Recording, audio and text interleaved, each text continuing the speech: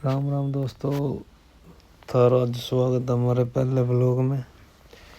तो आज हम जाएंगे रतिया से फतेहाबाद, फतेहाबाद से फिर राजस्थान की ओर, फिर अब वापसी करेंगे अगरवा मोड़ धाम। चलो आयो दोस्तों, जुड़ो हमारे साथ। तो हम पहुंच चुके हैं फतेहाबाद एमएम कॉलेज के पास। एमएम कॉलेज हमने कर लिया क्रॉस। एमएम कॉलेज क्रॉस करने के बाद हम चल पड़े भट्ठू रोड की तरफ। भट्ठू रोड पर चढ़ने के बाद हमें भाई साहब मिले बकरियों वाले, काफ़ी बकरियां भाई के पास। इसके बाद हम पहुँचे हैं भट्ठू का फाटक पे। भट्ठू का फाटक लगा नहीं हुआ था ये भट्ठू का फाटक हमने कर लिया क्रॉस। भट्ठू का फाटक क्रॉस करने के बाद हमने ये मिली 4-5 डब्बे से। फिर किस चीज़ के हैं, किसी भाई ने दे रहा तो बताइए भाई किस चीज़ के डब्बे से हैं। फिर हम चल पड़े आगे।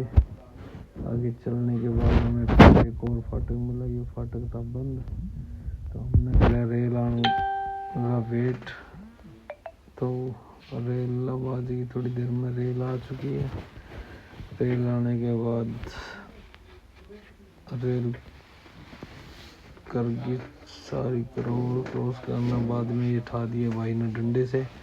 डंडे से ठाने के बाद हम फिर चल पड़े आगे की ओर। आगे की ओर चलने के बाद देखिए भाई, यहाँ पर जो पानी है बिल्कुल ऊपर आ चुका है, तो इसको बोलते हैं सेम। सेम आ चुकी है इधर भाई भट्ठू की साइड कई गाँवों में। देखो भाई यहाँ पर जो हमारा एरिया उसमें धान काफ़ी होते हैं लोग, फिर भी मरू कर रहे हैं भाई। ये आगे किसानों ने देखो भाई फसल बिल्कुल भी नहीं लगाई हुई भाइयों ने, क्योंकि सेम है ना, तो सेम का पानी बिल्कुल ऊपर आ चुका है। अब हम थोड़ा सा आगे चले गए, यहाँ पर हमें फसलें। अब हम पहुँच चुके हैं राजस्थान की सीमा में। राजस्थान की सीमा के नज़दीक लगता है जो इलाका है भाई, यहाँ पे बिल्कुल ही नीचे से सेम आई हुई है। और किसान भाइयों के लिए ये आफत का समय है, तो शायद सरकार भी इनकी तरफ ध्यान नहीं दे रही। तो सेम में ना तो कोई फसल उग सकती है और ना यहाँ पर कोई मकान तैयार किए जा सकते हैं। तो इससे थोड़ा सा भागे आए हम। यहाँ पे नरमों में पानी बिल्कुल भरा पड़ा है, ये शायद बरसाती पानी है। तो यहाँ पे भी मुश्किलें, किसान भाई पानी निकाल रहे हैं बाहर।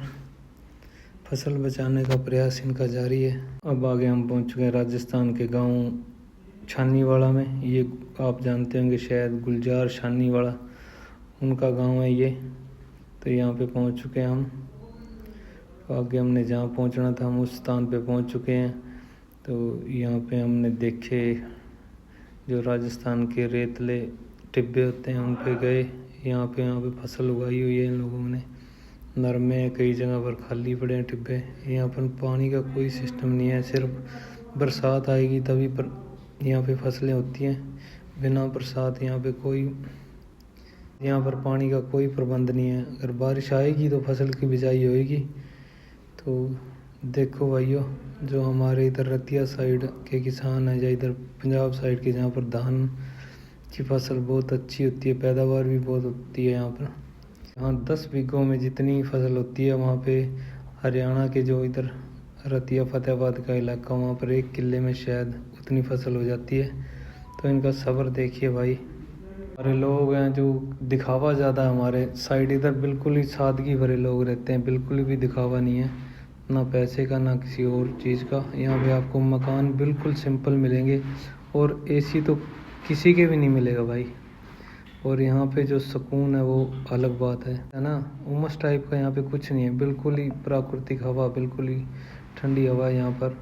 कोई बिल्कुल भी वो घुटन महसूस नहीं होती यहाँ पर आकर, बहुत ही। अब हम जाएंगे अगरवा मोड़ धाम। अब हम पहुँच चुके हैं अगरवा मोड़ धाम। यहाँ पर आप देखिए क्या ही नज़ारे हैं यहाँ के। बोल बालाजी महाराज की जय। तो यहाँ पर बहुत सारी चीज़ें देखने की। तो हम यहाँ पे माता जी के दर्शन किए, उसके बाद हमने बालाजी के दर्शन किए और अब हम निकल चुके हैं गुफा की तरफ। तो ये गुफा काफ़ी बड़ी है यहाँ पर अगरवा मोड़ धाम। काफ़ी अच्छी चीज़ें यहाँ पर देखने के लिए जो बनी हुई हैं।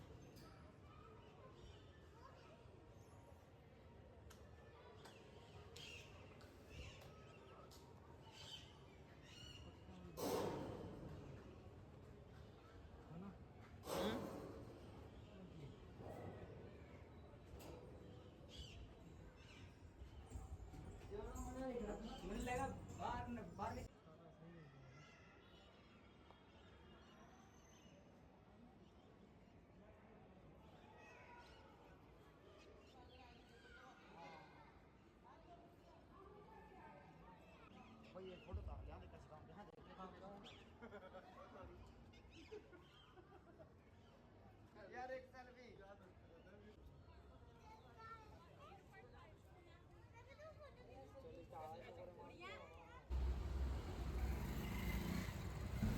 अगर वो मेडिकल की तरफ यहाँ पर हमने मिलना था किसी को, उसके मिलने के बाद अब यहाँ से हम निकल चुके हैं घर की तरफ।